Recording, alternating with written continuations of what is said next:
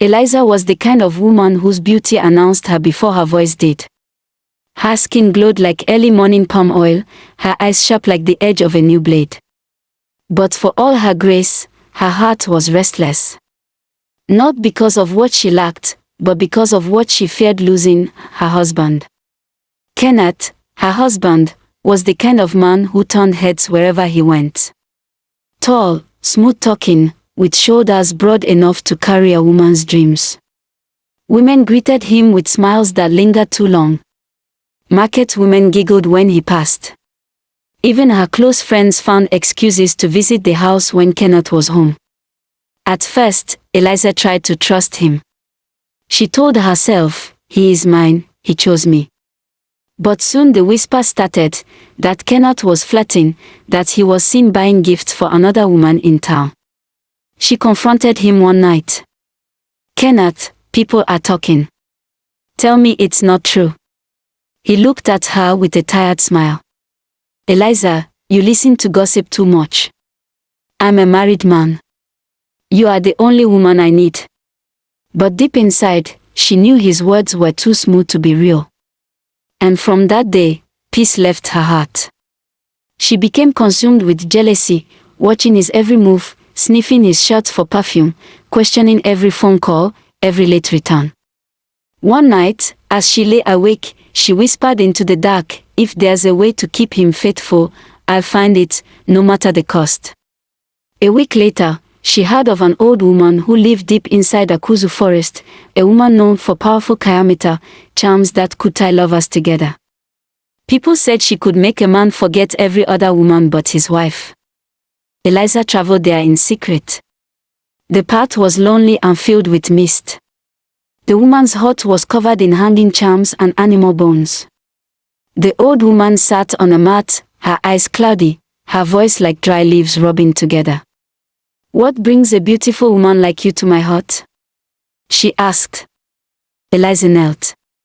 "Mama, my husband's eyes are not steady. I want something to keep him home. I want his love to stay with me forever." The old woman studied her quietly, then smiled a slow, dangerous smile. "You ask for love that never fades. Such love must hold pain." "I don't care," Eliza said. "I just want him to stop chasing other women." The old woman nodded and went into the back of her hut. When she returned, she held a small white bead, shining faintly even in the dim light. "This is the bead of bonding," she said. "When you wear it, your husband's heart will belong to you alone. His eyes will not see another woman. But remember, every day his love for you grows, the bead will hold tighter to remind you that true love has a price." Eliza smiled. "I accept the price." The old woman tied the bead gently around her neck and whispered something in a language Eliza did not understand. Then she gave her a clay pot with herbs. "Rub this on your chest at night while wearing the bead. But never remove it. Never speak a lie about your love." When Eliza returned home, she followed every instruction. That same week, Kenneth began to change. He came home early, brought her gifts, kissed her forehead for no reason, even stopped visiting his usual drinking spot. The man who once wandered now clung to her like a shadow. Eliza was overjoyed. "My charm worked," she told herself. "He is mine now." But soon she began to notice something strange. Each morning, the bead felt tighter around her neck. At first, she thought it was her imagination. But as Kenneth's love grew deeper, the bead pressed harder. When he hugged her, she could barely breathe. When he kissed her, she felt her pulse choke beneath the bead. One evening, she tried to remove it, but it wouldn't move. The more she pulled, the more it burned her skin. She looked in the mirror, her neck had begun to swell. Panicking, she told herself, "Maybe I just need rest." But the next morning, it got worse. Kenneth's love had become too much. He followed her everywhere, refused to let her out of his sight, called her 20 times a day, even stopped her from talking to her friends. What once felt like love now felt like a cage. At night, when he wrapped his arms around her, she couldn't breathe.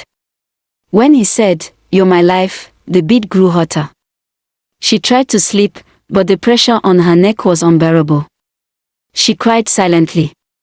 By the third week, her neck was swollen and sore. The bead had sunk halfway into her flesh. She tried everything, oil, scissors, even a razor, but the bead refused to break. Desperate, she decided to return to the forest. She wrapped a scarf around her neck to hide the wound and left before dawn. But when she reached the hut, what she saw made her blood run cold. The hut was gone, replaced by overgrown grass and termite hills. There was no trace of the old woman. Terrified, Eliza asked a farmer nearby. He looked at her strangely. "Madam, nobody has lived there for 10 years. The woman who used to stay there died long ago." Her knees went weak. "That's impossible.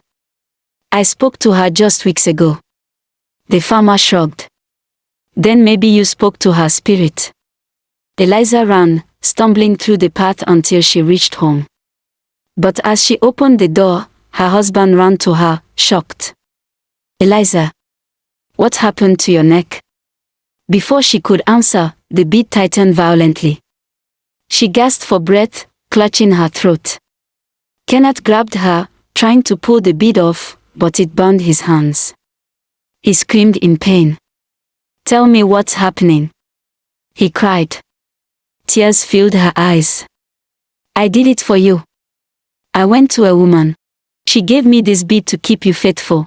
But now it's killing me." Kenneth froze. "What woman?"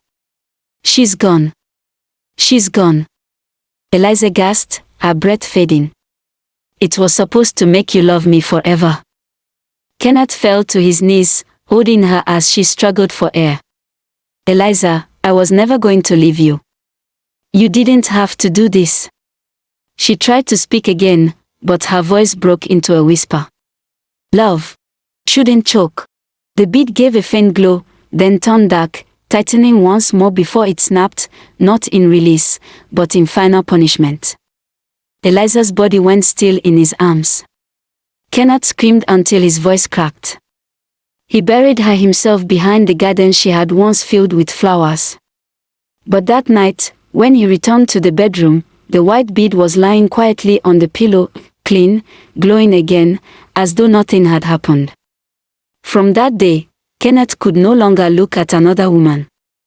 Not because of love, but because every time he tried, his neck would itch, and he would feel something tighten around his throat. And so, the bead did its work.